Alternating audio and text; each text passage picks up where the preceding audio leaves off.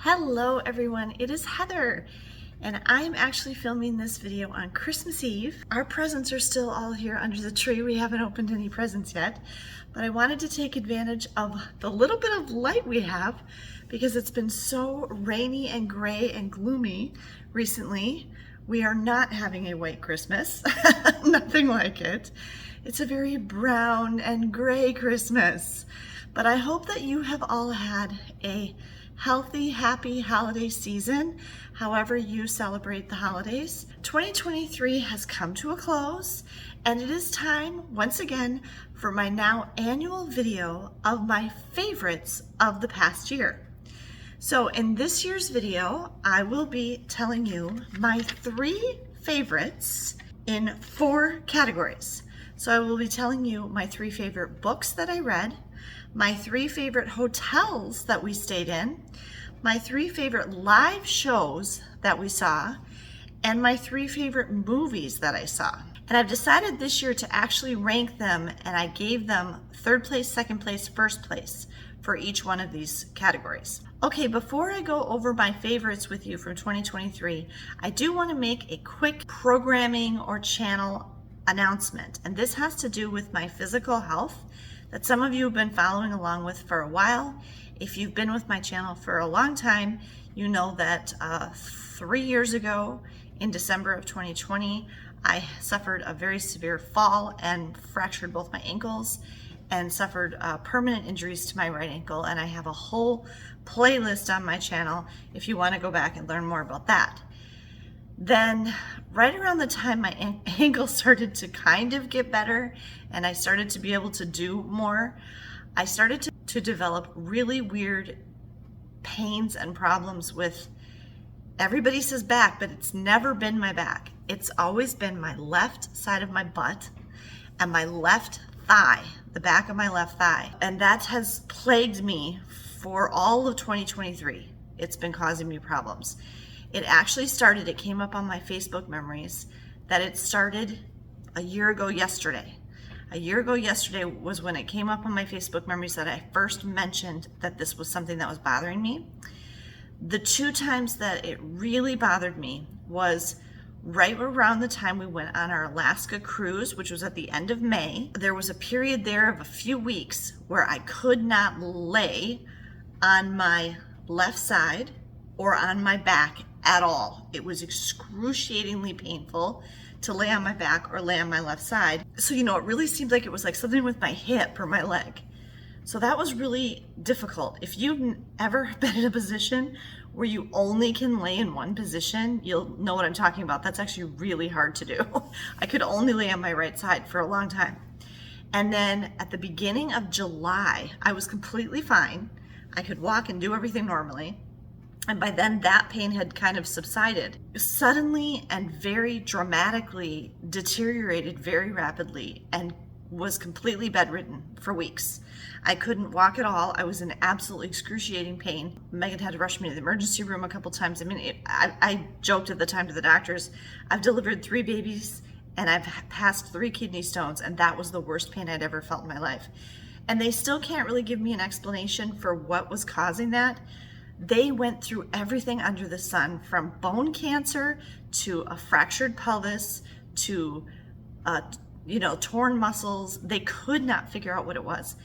And what it actually is something very common, and that's why I want to tell you about this today. I finally did have my lumbar spine MRI just a few days ago and met with the clinic Friday. Megan went with me to go over the results of that MRI. And it was actually something that's very common, and there's a lot of things they can do about it. And many of you probably have experience with it because it's really, really common. But the reason this was such a prolonged, weird journey was it didn't ever present that way. It always seemed like it was something else. And they still don't have a good explanation for why I got so bad over the summer. But what it is, it's very simple. They kind of suspected this after I had the pelvic MRI that I had in July, but they needed the lumbar spinal MRI to get a closer look, and my doctor spent 3 months arguing with my insurance company trying to get them to cover it. I have degenerative disc disease. Now, degenerative disc disease is actually a very common condition. it affects almost everyone eventually. If you live long enough, pretty much everybody's going to have a little bit of degenerative disc disease. It's basically just the aging, the normal aging process of the discs in your spine between your vertebrae. And I just unfortunately have one disc that got really bad really fast. It's age, it's gravity, it's weight. But in my particular case, my overall spine looks quite healthy. The two discs directly above the one that's giving me the problem also have some signs of early degeneration. And what that means is it's just the disc is starting to dry out. They call it desiccation. There's kind of some fluid or material in there, and it just starts to get dry and hard and thin. You lose height. That's why older people get shorter. And my particular problem is at L5S1. So it's the very bottom disc in my spine, between the lumbar area and the sacral area, pressing on my S1 nerve root, which goes down your butt and down your whole leg. And the reason they couldn't figure out that that's what it was with me was because I never had what you would typically think of as sciatica. I never had pain all the way down my leg. Never. I never had it, like in my foot and stuff. It was always just right up here, and the back of my thigh was always the worst thing. And so I think that kind of threw them off. Unfortunately, most of the conservative treatments that you would usually use, like physical therapy, I've already tried, didn't work. 2 rounds of oral steroids didn't help. I actually feel at my best when I'm walking, but sitting is very painful. I can't sit here for very long. I'll have to actually break in filming this video, get up and walk around and come back.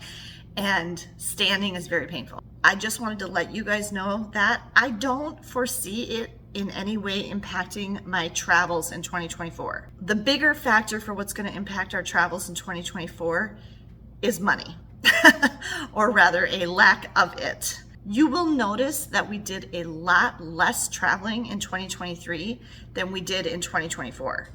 And the 2 main reasons for that were this condition I was dealing with and the pain I was in the second half of the year, and also a severe lack of money. Inflation has just hit us really hard, and all my bills have gone up, and everything's just gone up, and it's just very expensive. I don't plan on making any further videos about my health condition. I really prefer this channel to be a straight-on travel channel. My travel vlogs do the best of all the videos on my channel by far, and so that's obviously what my viewers are most interested in, and I don't want to make videos at home, and I don't want to get off track away from travel.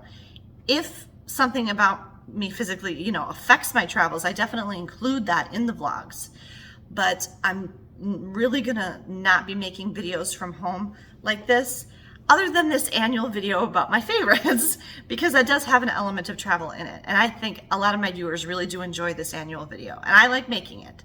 This is one video that I do like making from home. So I will continue to make this annual video, but otherwise you should expect going forward my videos on this channel to be all about travel, and most likely only when we're traveling. How will this affect the channel? There is the potential that I may have some periods with no video.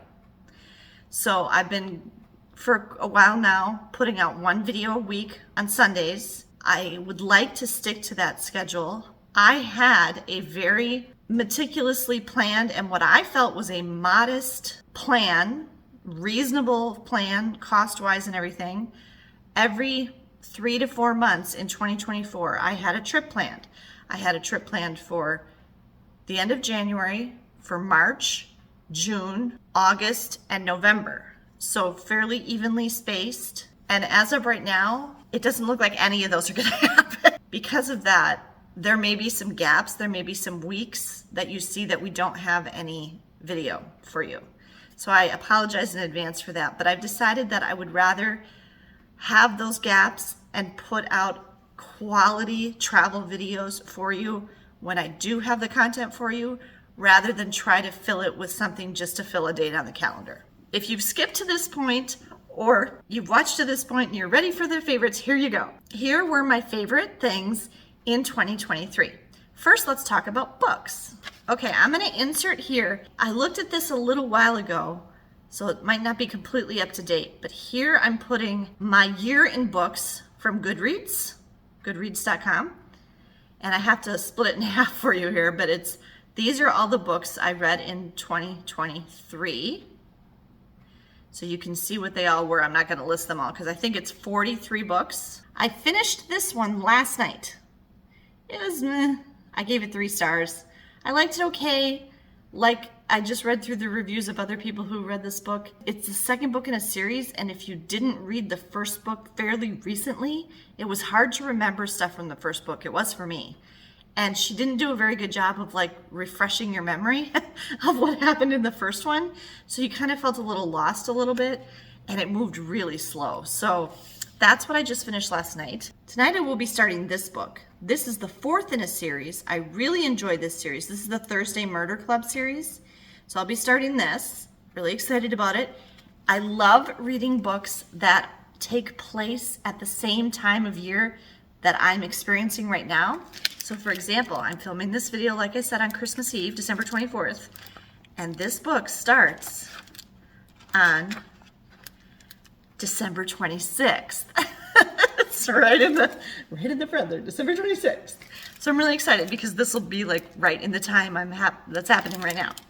Okay, and then I already have my next book because it came in on hold at the library. So after I finish this one, which I may get that finished before the end of the year, then I will be reading this one, which I already got. But this one, I'm guessing I'll be into January, and so that'll actually be a 2024 book.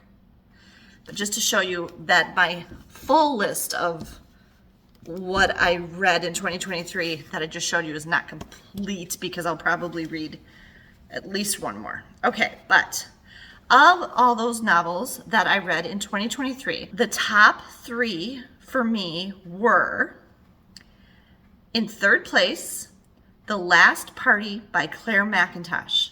And that was actually the first book I read in 2023. It's about a New Year's party, so it was perfect timing again. And that was such a cleverly written, complex mystery. And I just really, really enjoyed that. Something you should know about me with books, you'll notice this from year to year. My favorite books tend to be kind of dark. They tend to be mysteries or thrillers or domestic thrillers or things like that. And a lot of it comes down to, it's not like I don't like reading happy things. Like I read stuff like that too. I read happy, inspirational, romantic comedies, stuff like that. I read those too. But those don't tend to be my favorites because what it really comes down to is a really good story and really good writing. If the author's not a good writer, I'm not going to like that book. And if you know, you know. If you know what I mean. Yeah. So, but The Last Party by Claire Mackintosh, highly recommend that one. And since it's New Year's time right now, you should go out and get it and read it. Number 2 was The Soulmate by Sally Hepworth. Sally Hepworth is an Australian author. She's one of my favorite authors. I did not like the one about the sister, like 2 books ago. I didn't like that one at all. I didn't finish it.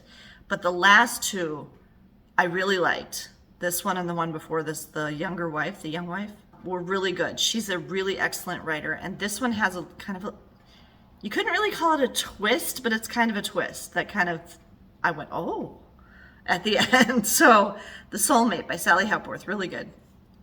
And then number 1 is like a tie, but you'll see what I mean. It's the Electra McDonald series by Ashley Weaver. She's written 3 books in this series so far, and I read all 3 of those books in 2023. She had written the first 2 before that, but I hadn't read them before, and I read all 3 in 2023. And the 4th book is coming out soon in 2024, and I already have it on my list to read. So it's a World War II period books during World War II, set in London, like my favorite things ever. And the main character, Electra McDonald, is a safecracker. So it's kind of cool. She's a safecracker, and she's kind of recruited by MI6, basically, or like, you know, special services for the British government, to help them with cases, mainly to retrieve documents that they don't want the Germans to get their hands on. So that's kind of the premise of it. But the the three books were very different from each other in setting and plot and like what they had to do, but really good, fast paced in some places. And she's got a couple little will they, won't they romances going on and things like that. And I really, really enjoyed that series. So the Electra McDonald series by Ashley Weaver was my #1 favorite books of 2023. Okay, let's talk about hotels. We did not do as much traveling in 2023, and our traveling was all heavily weighted on the first half of the year. We took cruises in January, March, and May, and those were our only cruises. And then we didn't do any other traveling here until November, Thanksgiving week, when we went to Walt Disney World for what is pretty much becoming an annual trip to Walt Disney World. We only stayed, I think I counted, at 7 new to us hotels this year, so there wasn't a lot for me to choose from. We did stay at more hotels than that, but a whole bunch of them were repeats. They were hotels we've stayed at before, so I didn't want to include those in what I was considering for my favorite hotels of 2023, because I always like to give you something new to us for these lists. So the 3 best hotels, I guess, are my favorite hotels that were new to us that we stayed at in 2023. #3, I put the Hyatt House in Seattle. That one really gets big points for location. It's very conveniently located to a lot of those main Seattle attractions. It's literally right across the street from the Space Needle in Seattle. And that whole area there with the Chihuly Gardens and Glass and the Pop Culture Museum, it's all right there. It's right across the street, and that was very convenient for walking. The Pacific Science Center's right there, everything, it's all right there. I don't think you could get a closer hotel to those attractions than that one. The other thing I really liked about it was that it was a big suite, and it had a full kitchen and a full living space for us. So we could really spread out there, which was really nice. And that we had that space, especially because at the time we stayed there after our Alaska cruise, I was pretty sick. And so it was nice to be able to spread out and kind of just relax in the evenings and stuff and have places to sit and things like that. #2 for my favorite hotels of 2023, something close to home, the Canopy by Hilton Minneapolis Mill District. Megan and I stayed at this hotel. It's right downtown Minneapolis, very near the US Bank Stadium where the Vikings play and where Taylor Swift had her concert this summer.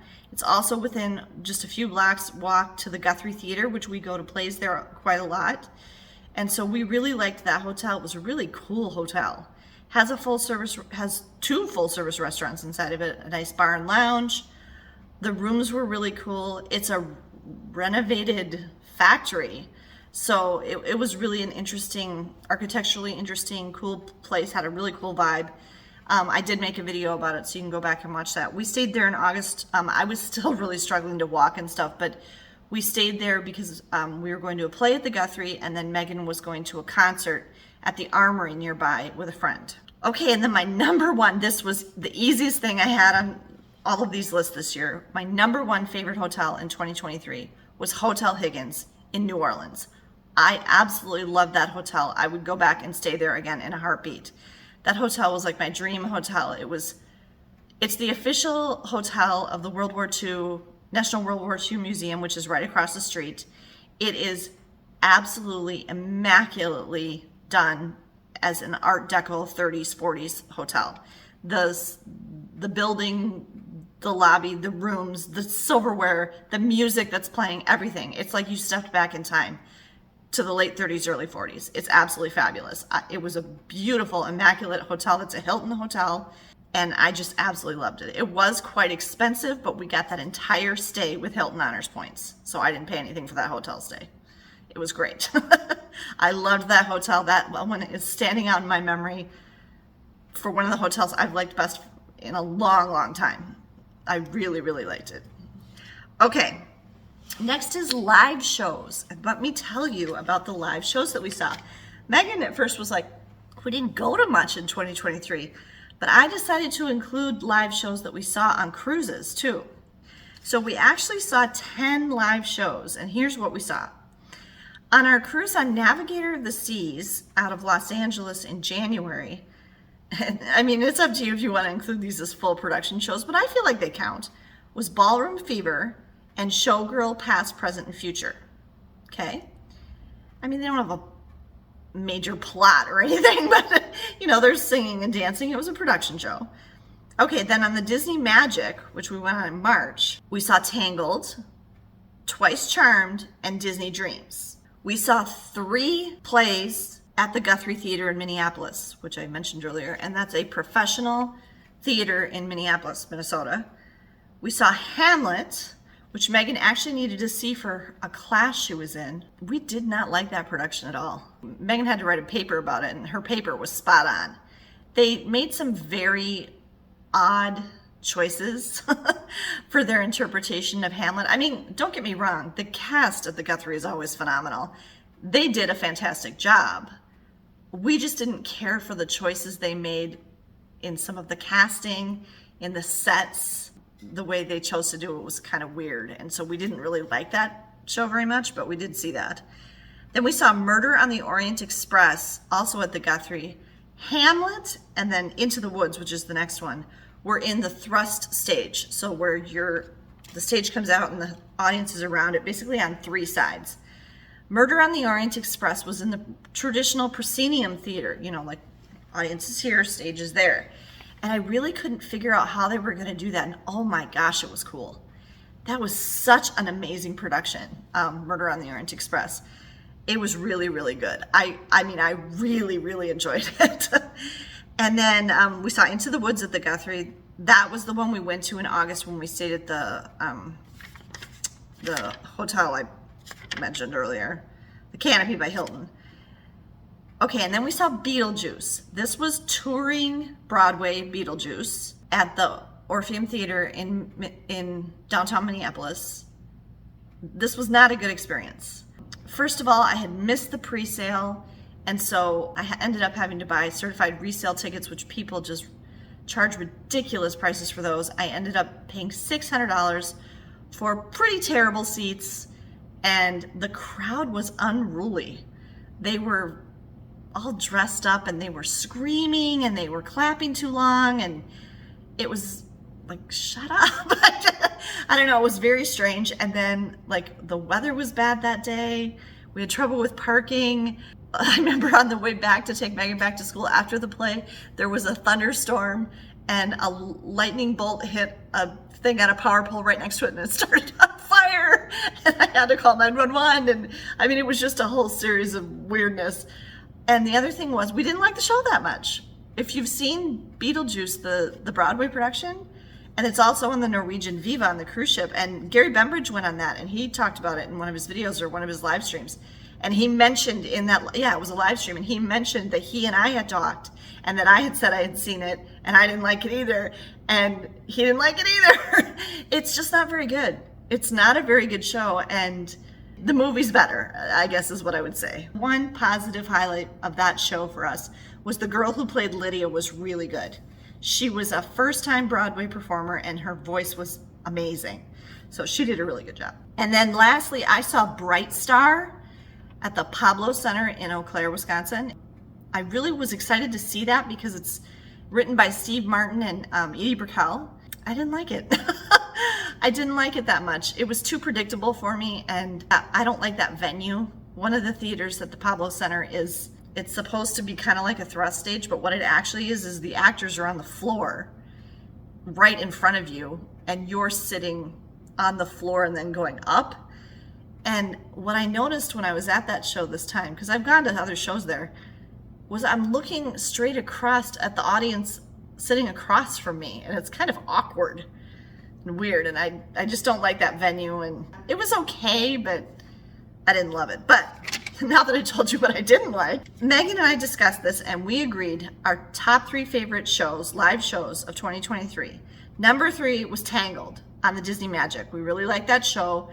I don't like it as much as Frozen, which is on the Disney Wonder. They're very similar productions. They use puppets and they're really, really cute. The special effects and stuff that they use are really amazing. I like Frozen better than Tangled, but I also do very much like Tangled. Number 2 was Into the Woods. And I was being kind of a grump about going to Into the Woods because I don't love Into the Woods, the movie. that much. I don't love the story that much. I think it's a little bit too gruesome and a little too close to the Grimm brothers, you know. But I mean, it's okay, and I've seen a local production of it too, and I mean, it has its moments and it has its funny parts and stuff, but this was a really good production. This was at the Guthrie Theater, and we had really good seats this time, and I actually really did enjoy it. So I didn't enjoy it as much as my number one, but I did enjoy it a lot. Even though at that time I was having trouble sitting and in a lot of pain and stuff, I still really enjoyed it. So Into the Woods was my number two. And then number one, this one, again, like the Hotel Higgins, was no contest.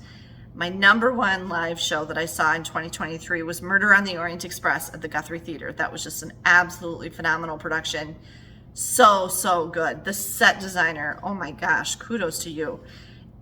The costumes, the actors, everything about that production was so good. It was really good. I wish it could have been there longer, but it was really good. I'm glad I got the opportunity to see it. Okay, lastly, movies. I usually go to a lot of movies. These last few years, we have not gone to that many movies because Hollywood hasn't been making that many movies. Obviously, the biggest factor there was the pandemic, but then after the pandemic, then we had the writer's strike, and then we had the actor's strike, and it's just been a big mess, right? Okay. So there haven't been as many movies to go see, but we still try to go to as many movies as we can in the theater. I saw 18 new movies in the cinema in 2023. In addition to that, I went to 7 of those twice.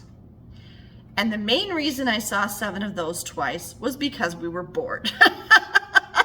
Because we didn't do much traveling in 2023, especially this summer. We didn't do anything. We were really bored. And so we went to movies twice just because we wanted something to do and we wanted to get out of the house. The other reason I saw a couple of these twice, for example, Wish. We tried to go to Wish. That video isn't up yet. That's coming up here in January.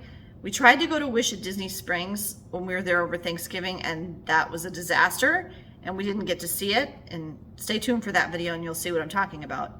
And so I ended up going to Wish with just Ben because Megan was back at school. And then when Megan came home here for Christmas break, then I took Megan to Wish. Okay, so that's an example of like, I needed to go to it twice because I went with 2 different people. So that might have been a possibility too. In addition to the 18 new movies I saw in 2023, we went to 3 movies that had previously been released. What do I mean by that? Back in January of 2023, Megan and I went to see Titanic, which was re-released in theaters in 3D. Did anybody else go to that? I didn't like it in 3D. I found the 3D glasses to be quite distracting, and I wished it wasn't 3D and I wanted to just watch it the regular way in the movie theater because that's how I saw it originally. But it was for the anniversary of Titanic being released. And then our local movie theater had some different weekends. They had Christmas movies for like $3. And Ben and I went to see The Polar Express, and we went to see The Grinch, the most recent animated one with Benedict Cumberbatch, which is my favorite, by the way. And so we saw those 3 previously released movies also in 2023. I am going to read for you the list of new movies that I saw in 2023. 65, Dungeons and Dragons. We saw that in New Orleans while we were waiting for our flight after our cruise because we needed something to do. We didn't want to sit at the airport for 6 hours. Ant-Man and the Wasp: Quantumania, which I did not like that movie at all, and I'm really glad that they fired that guy now. If you know, you know. Okay, The Little Mermaid, Elemental, Indiana Jones and the Dial of Destiny, saw that twice. Asteroid City, what? Who saw Asteroid City? That was so weird. Okay, Mission Impossible Dead Reckoning Part 1, saw that twice. Barbie, I hated it. Hated it. Megan hated it. I do not get the big thing about Barbie. I absolutely hated it. Megan and I hated it. As true lovers of Barbie, as people who, growing up as little girls, absolutely loved Barbie and played with Barbie, that movie like ruined Barbie for me. If you feel this way, let me know in the comments because Megan and I were really deeply upset by Barbie. That movie is such a downer. I don't know why people think it's funny. It's totally depressing. We did not like Barbie at all. Ben liked it. I think Ben liked it just from an entertainment value standpoint, but boy, we did not like that movie. We came out of the theater like literally upset. We hated it so much. Oppenheimer, saw twice. Haunted Mansion, saw twice. Blue Beetle, blink and you miss it, but it was out there. Gran Turismo, A Haunting in Venice, saw both of those twice. Gran Turismo I saw twice, Haunting in Venice I saw twice.